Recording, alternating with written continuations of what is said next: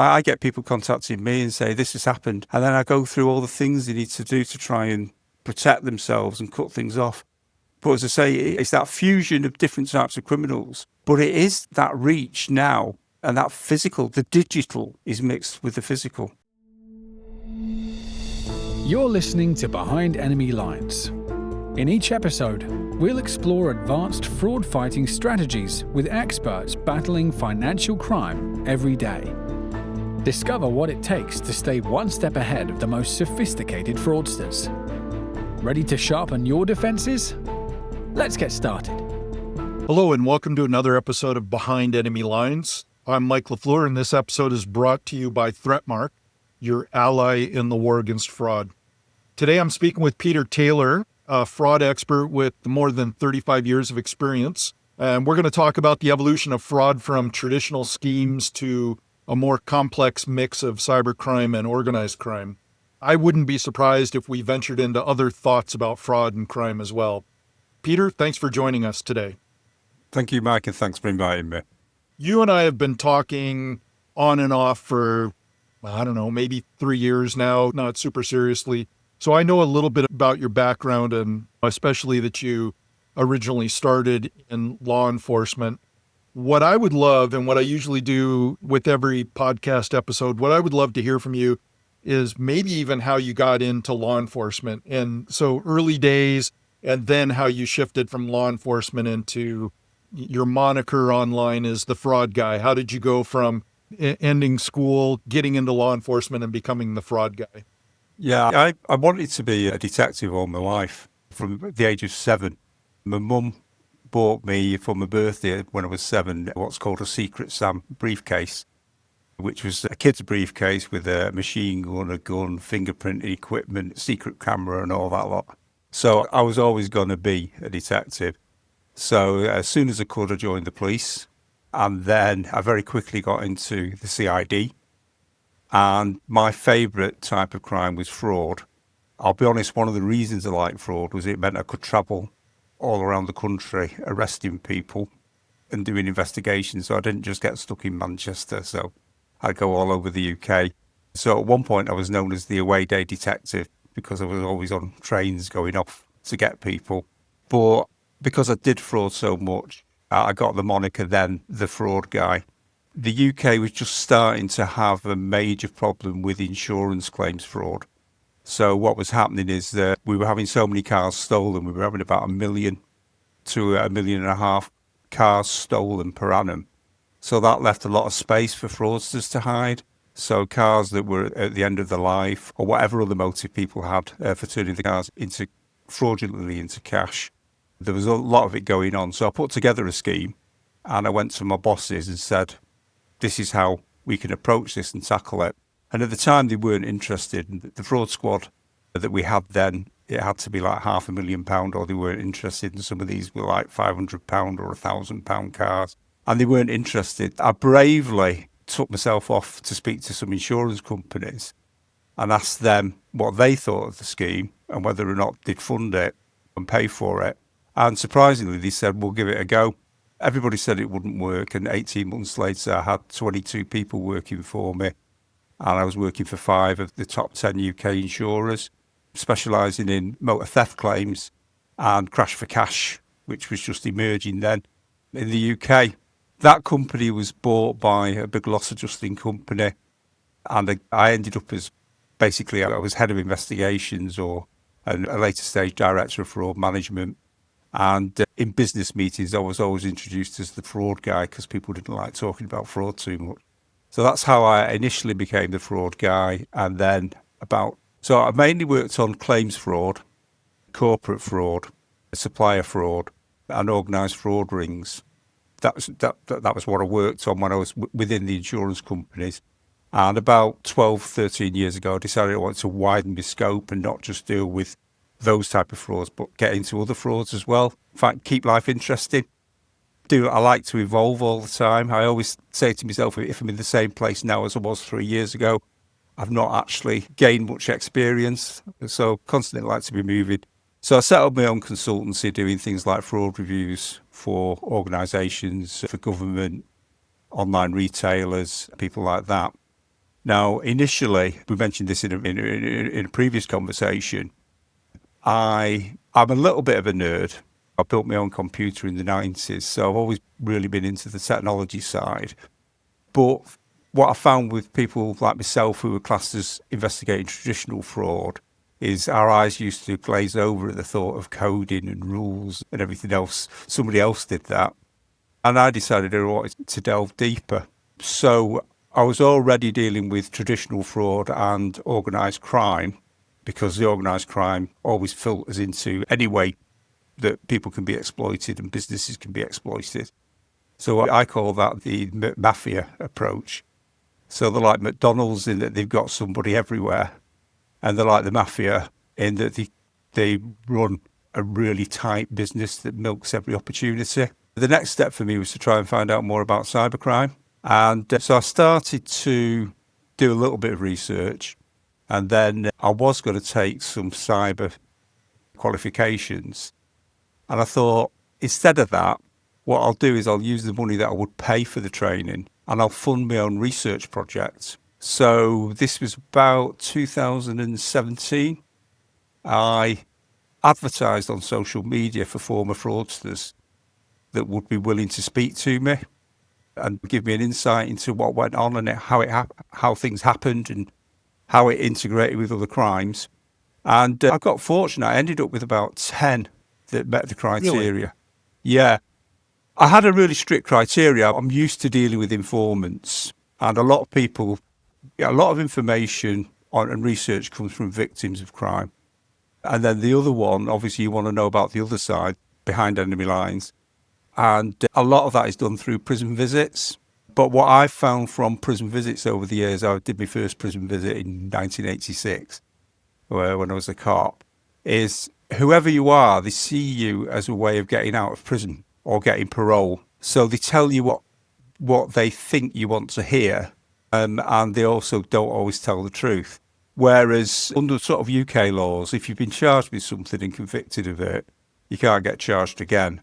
So my figure was if I could find people that had been fraudsters, had been convicted for fraud, had been to prison and had been clean for at least 2 years, that they would be able to be far more honest with me and actually give me a real insight.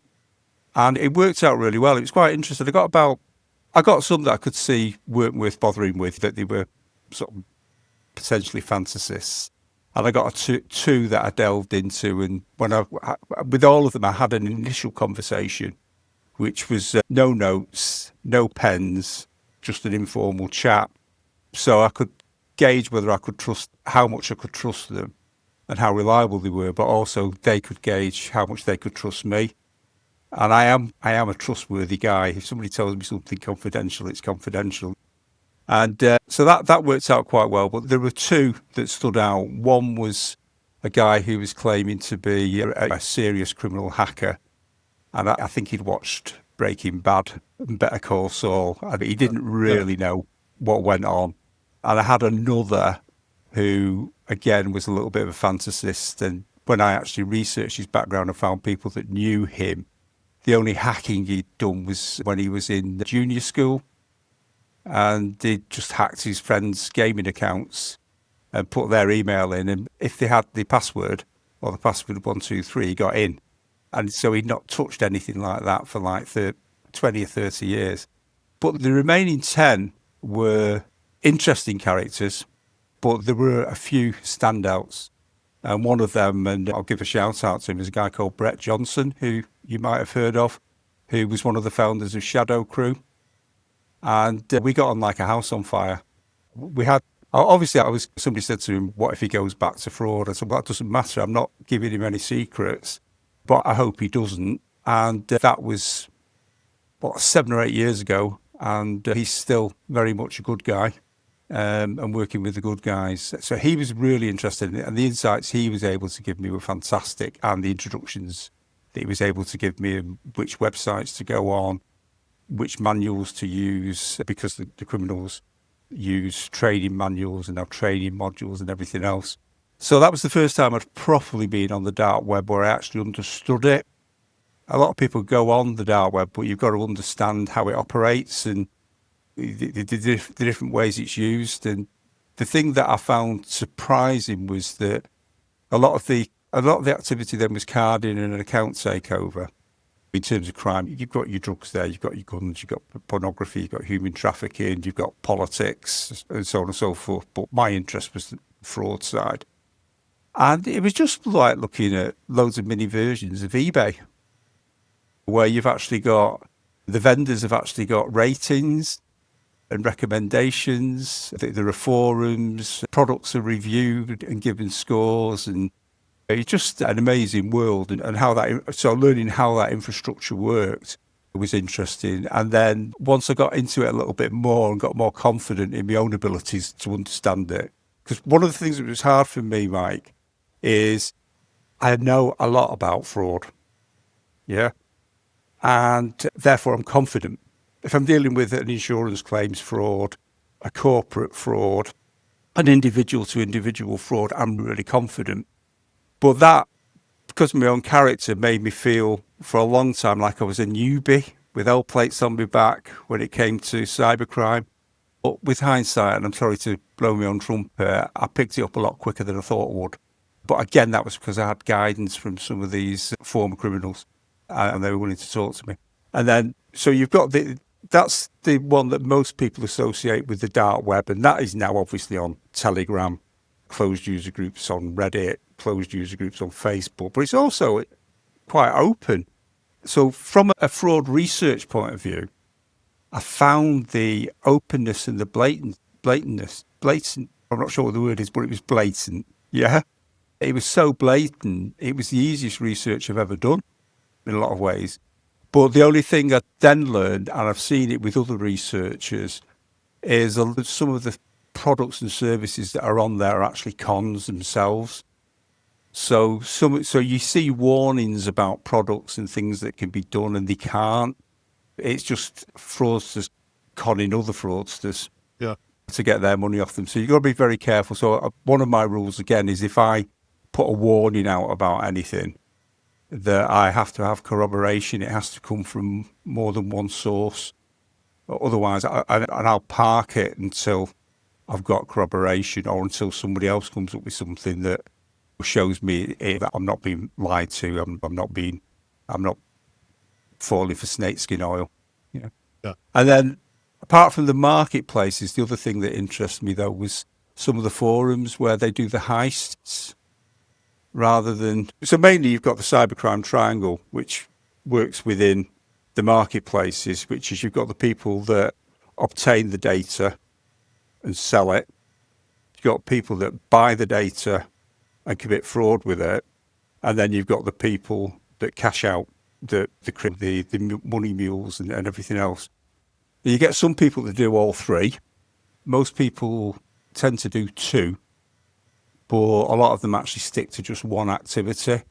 And there's a good reason for that, and it's quite simple. Whenever I speak to a psychologist and I mention the cybercrime triangle or an experienced detective, they'll say those are three very different types of personalities. The people that, that obtain, steal, and sell the data, they tend to be more introverted, process people. They have to be quite technical usually to a degree. Whereas the people that commit the fraud, they've got to be gregarious risk takers, able to work on their own, able to work within teams. But then the people that cash out, which actually is the hardest bit, I think, they've got to be so gregarious because they could be running 500 people and they've got to keep those people happy. They've got to keep them under control. They've got to stop them stealing the money. So to me, anyway, there are three quite distinctive characteristics. Now, we've all got more than one face and one characteristic, but so I found that interesting. The cybercrime triangle came to me from Brett when he was explaining to me how people operated within Shadow Crew and the other groups that he'd seen.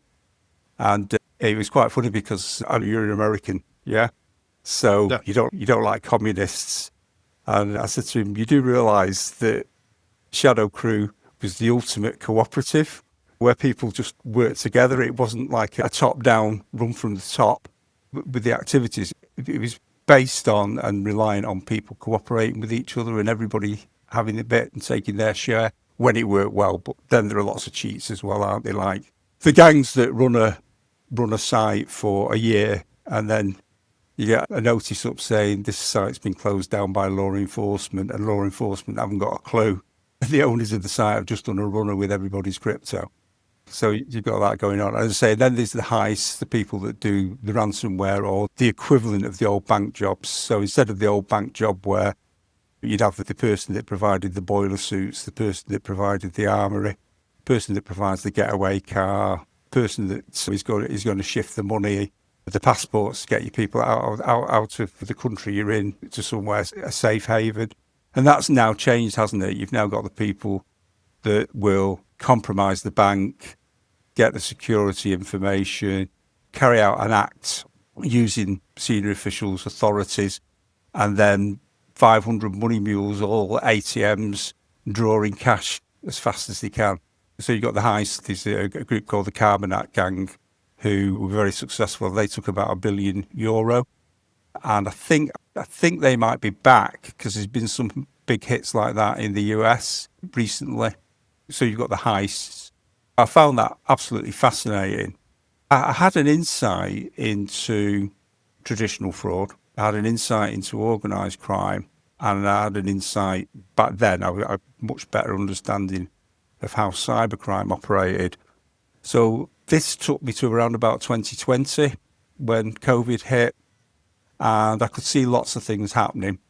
One of the activities that I had picked up on was the criminals were getting ready with synthetic identities. So they'd been doing things like storing email addresses so that around about 2021, 2022, they could have identities that had 3 and 4 year old email addresses linked to social media accounts. So they could really build up good synthetic identities. But because of COVID, and all the COVID loans, grants, money that was being made, people being at home and easier to attack, they made so much money anyway, it didn't quite happen that way. So synthetics has drifted through now and now has started to sort of come back to the fore and to the front.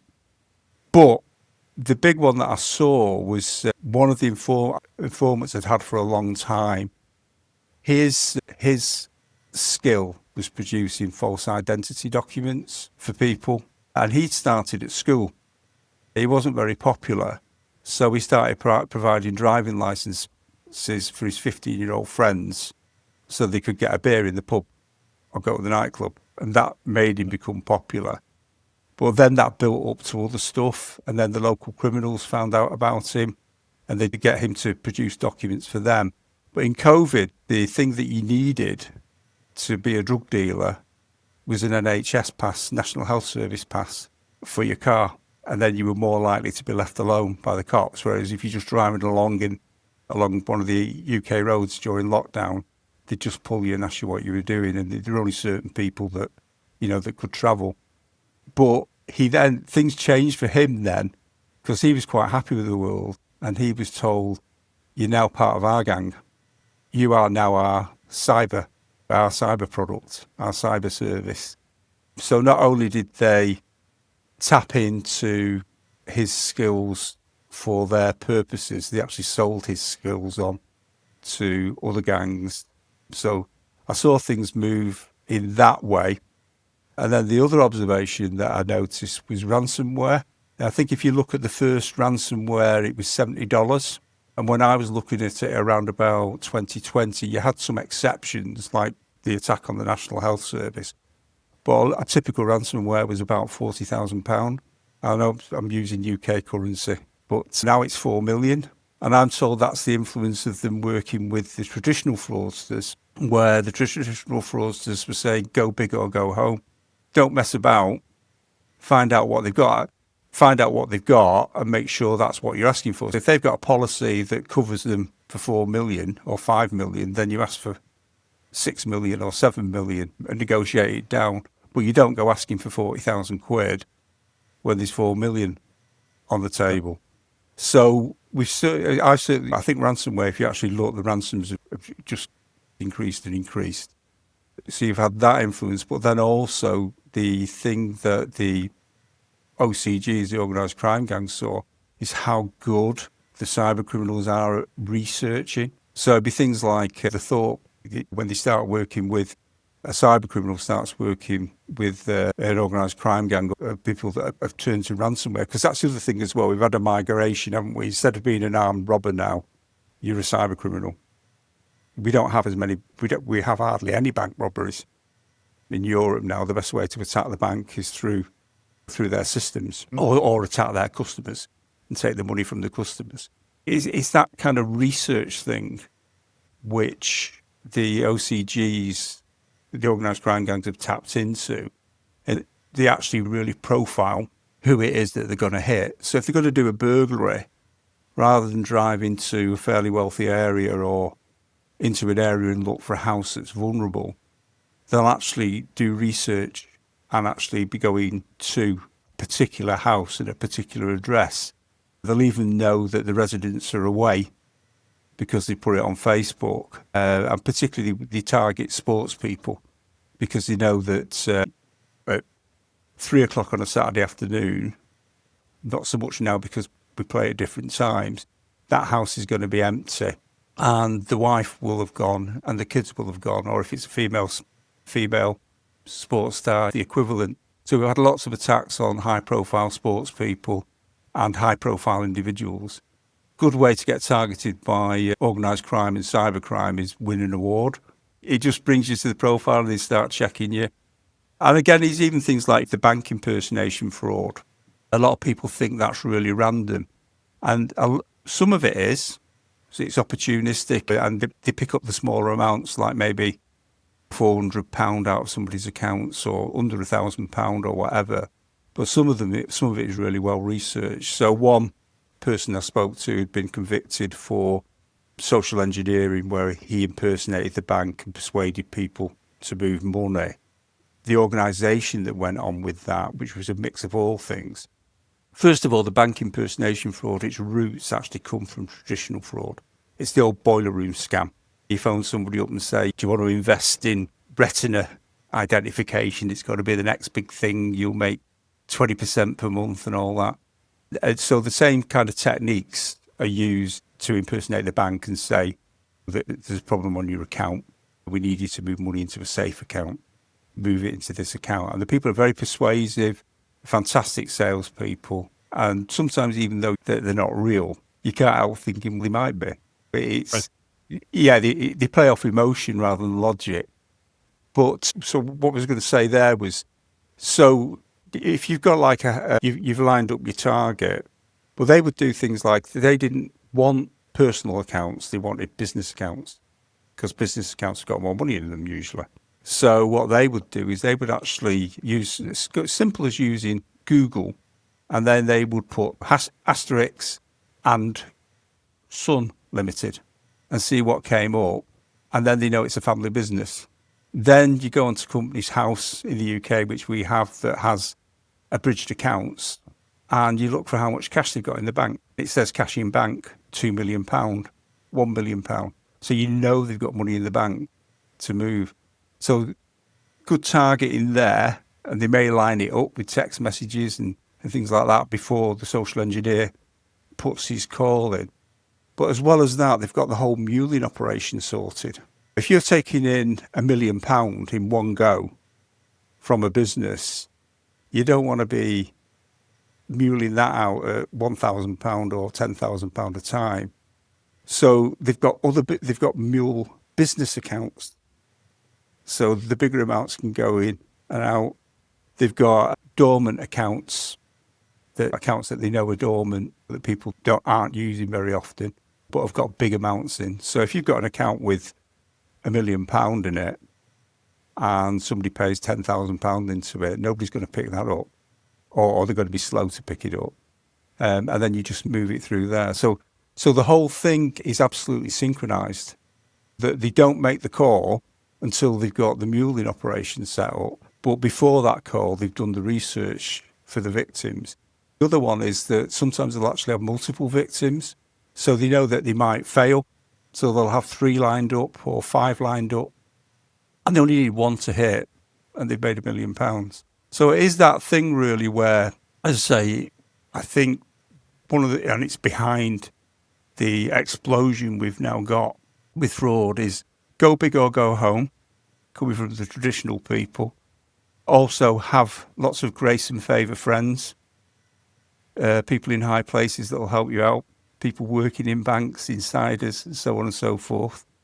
Then you've got the cybercrime, which is just so well researched, and the internet means you don't operate in a county anymore or even a country anymore. You operate across the world. And you've got that plus the research. And then last but not least, you've got the organised crime gangs.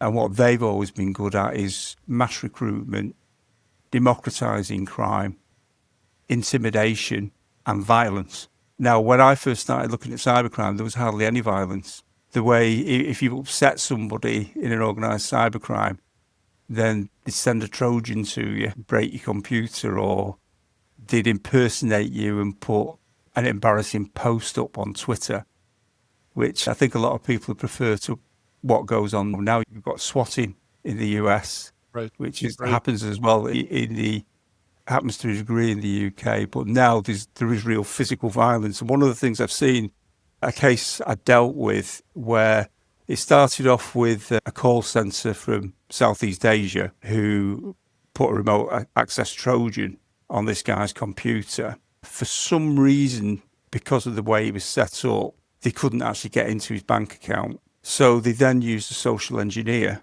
who did the bank impersonation, and he did allow them to move money out of his account, which was, I think it was about £80,000. It's a fair old chunk. But there was a weird bit that we've still not quite figured out, was he had a visit, because of after the rat attack, he became concerned about his equipment. He arranged for an engineer to come from his internet service provider. The engineer attended, but when he checked with the internet service provider, he'd cancelled the engineer, so it wasn't the engineer. So something starts in Myanmar, victim in Gloucester, and now there's somebody within driving distance of Gloucester in the UK is actually involved in it. So obviously a link with the Myanmar people. Yeah. Then he carried on with that, where he then got a police impersonation call claiming to be the National Crime Agency. By this time, he'd become suspicious and he didn't accept they were the National Crime Agency. They then phoned him up and said, just to prove we are the National Crime Agency, we've left a letter on top of your dustbin. Go out and you'll see it. Now, luckily for him, he was curious, so he wanted to see. Luckily for him, he had a care visit at the time. So somebody was visiting him and they went out to the bin and brought the letter in and nothing happened. But I think if he'd have gone out, he'd have probably got whacked on the back of his head and then they'd have burgled his house. So it is all becoming now, you have your phone stolen and you go, oh, I've had my phone stolen. And then it just absolutely escalates. I get people contacting me and say, this has happened. And then I go through all the things they need to do to try and protect themselves and cut things off. But as I say, it's that fusion of different types of criminals. But it is that reach now, and that physical, the digital is mixed with the physical. I've gone on a bit there, Mike, I'm sorry. No, this is fascinating. One of the things that when I talk to financial institutions now, is it used to be the stereotypical guy in the basement, picking a target, attacking the target, getting their money. And what I hear you saying in your whole narrative there is that it's evolved to, you just said it again, it's a fusion of different attack types, both digital and physical. And I think the point that I would highlight is that it's daunting and it's a war. Yeah. And these smaller institutions, literally, maybe they have 3 or 4 fraud analysts on their team. They're facing an organization that may have thousands and thousands of individuals working for them in an organized fashion to do these attacks. And I think the one thing that I would highlight is that everybody who's fighting fraud needs to work together in this fight. Yeah. You can't draw lines and say, that's my responsibility, that's your responsibility. I think we all have to work together to fight this problem. Yeah, I think one of the things is obviously a lot are just, it's a one-off. They call you, you move the money, you're never going to move money again, and that's the end of it. They've taken your £400, you're wisened up from it. But the bigger ones, it's almost like they want to destroy the victim. They want everything that they've got. They will absolutely milk it. And I think that's where the danger is. And I think what it reinforces two things to me is that sometimes people think if we focus on fraud prevention, we can never really measure that. Did it happen or didn't it happen? And it's a cop-out. And I must admit, in my early days, I was all about proving fraud and investigating. And I thought, I wouldn't mind doing fraud prevention. It is really hard to measure. I think it shows the importance of prevention. So it's that first call from Myanmar doesn't get through. If that didn't get through, then none of the rest of it would happen. So I think it really focuses on the absolute importance of fraud prevention. And then the other one that I follow up from that is the oft-used term, people are the weakest link. Now, absolutely, it's true, but they can be the strongest link. And so for me, it's not enough to say people are the weakest link. It's why are they the weakest link? How can we stop them being the weakest link? So that's why it's so important to educate as many people as we can so that they're prepared, but also accept that nobody's going to be 100% fraud proof. So we've also got to protect them. So when that email comes through, there's a thing on it saying, this doesn't look right, or this is from a known fraudulent source. With the calls as well, that this is, so we get a lot where they use spoof UK numbers. Why are we allowing this? Just stop it. If we stop it, it means somebody doesn't sell something.